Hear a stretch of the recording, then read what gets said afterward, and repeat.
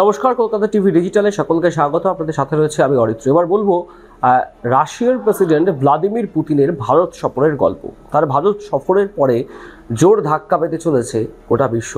তার কারণ একটা গোষ্ঠী এবং ইউরোপীয় ইউনিয়ন তারা রাশিয়ার যে তেল, সেই তেলের উপর নিষেধাজ্ঞা আনতে চলেছে বলে খবর পাওয়া যাচ্ছে।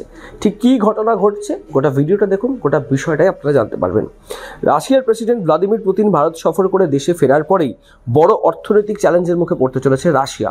যেটা জানা যাচ্ছে যে বিশ্ব অর্থনীতিতে প্রভাবশালী গোষ্ঠী G7 ও ইউরোপীয় ইউনিয়ন রাশিয়ার বিরুদ্ধে এ যাবৎকালের সবচেয়ে কঠোর পদক্ষেপের প্রস্তুতি নিচ্ছে। তাদের লক্ষ্য রুশ সমুদ্রজাত তেল বাণিজ্যের উপর সম্পূর্ণ নিষেধাজ্ঞা আরোপ করে ক্রেমলিনের যুদ্ধকালীন অর্থনীতিতে সরাসরি আঘাত আনা। ভয়ঙ্কর পদক্ষেপ নিতে চলেছে এই G7 এবং EU। কেন এই ধরনের কৌশল নিচ্ছে G7 এবং EU? যেটা জানা যাচ্ছে 2022 সালে ইউক্রেন যুদ্ধের পর G7 এবং EU রুশ তেলের উপর আমদানির নিষেধাজ্ঞা জারি করলেও বিশ্বের বাজারে অস্থিরতা এড়াতে প্রাইস ক্যাপ বা মূল্য সীমা পদ্ধতি চালু করেছিল।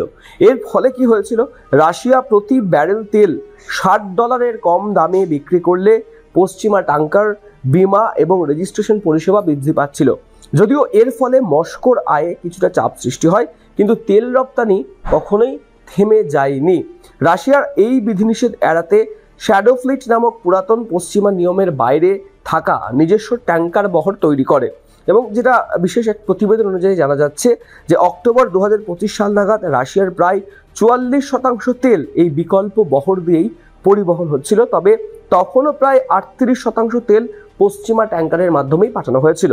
এই নতুন কৌশলটা কেন নেওয়া হচ্ছে? যেটা জানা যাচ্ছে যে G7 এবং EU এই প্রাইস ক্যাপ ব্যবস্থা সম্পূর্ণ বাতিল করে পূর্ণ সামুদ্রিক পরিষেবা নিষেধাজ্ঞা, ফুল ম্যারিটাইম সার্ভিস ব্যান আরোপের দিকে এগোচ্ছেন। এবং যেটা সূত্রের খবর যে এই নিষেধাজ্ঞা কার্যকর হলে রুশ তেল বহনকারী কোনো জাহাজই পশ্চিমা ট্যাঙ্কার, বিমা বা ফ্ল্যাগ রেজিস্ট্রেশন পরিষেবা পাবে না। তাতে সে তেল যে গন্তব্যের দিকেই যাক না কেন, বড় চাপের মুখে পড়তে চলেছে মস্কো, এমনটা কিন্তু মনে করছেন বিশেষজ্ঞরা। এই পদক্ষেপ মস্কোর জন্য মারাত্মক ক্ষতি হতে পারে। বর্তমানে ভারত ও চীনের মতো এশীয় বাজারে রাশিয়ার 1/3 বেশি তেল গ্রিস, সাইপ্রাস এবং মাল্টার EU ট্যাঙ্কার ব্যবহার করে পরিবহন করা হয়। এই নিষেধাজ্ঞা যদি G7 এবং EU কার্যকর করে তাহলে সেই পথ বন্ধ হয়ে যাবে এবং রুশ অর্থনীতির উপর একটা বড় প্রভাব পড়বে। ঠিক কীরকম প্রভাব পড়তে পারে? তেল থেকে আয় রাশিয়ার কেন্দ্রীয় বাজেটের প্রায় 1/4 পূরণ করে।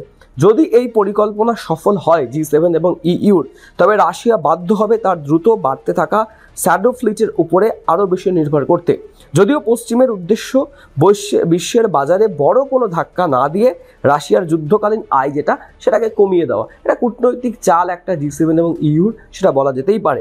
ইউরোপীয় ইউনিয়ন তাদের 20তম নিষেধাজ্ঞা প্যাকেজের অংশ হিসেবে 2026 সালের গোড়ার দিকে এইটি কার্যকর করার একটা পরিকল্পনা করছে। তবে এর জন্য G7 দেশগুলোর সর্বসম্মত সমর্থন জরুরি। অর্থাৎ G7 অন্তর্ভুক্ত যে দেশগুলি রয়েছে তাদের সবার সম্মতি জরুরি রয়েছে। ব্রিটেনের মতো দেশগুলি এই পদক্ষেপের পক্ষে থাকলেও চূড়ান্ত সিদ্ধান্ত কি হতে পারে সেটা নির্ভর করছে মার্কিন যুক্তরাষ্ট্রের নীতির ওপরে। অর্থাৎ মার্কিন যুক্তরাষ্ট্র ঠিক কী সিদ্ধান্ত নেয়, তারপরেই হয়তো পরিষ্কার হয়ে যাবে যে G7 যে নিষেধাজ্ঞা আরোপ করতে চলেছে বা যে পদক্ষেপ নিতে চলেছে সেটা কতখানি কার্যকর হবে রাশিয়ার বিরুদ্ধে।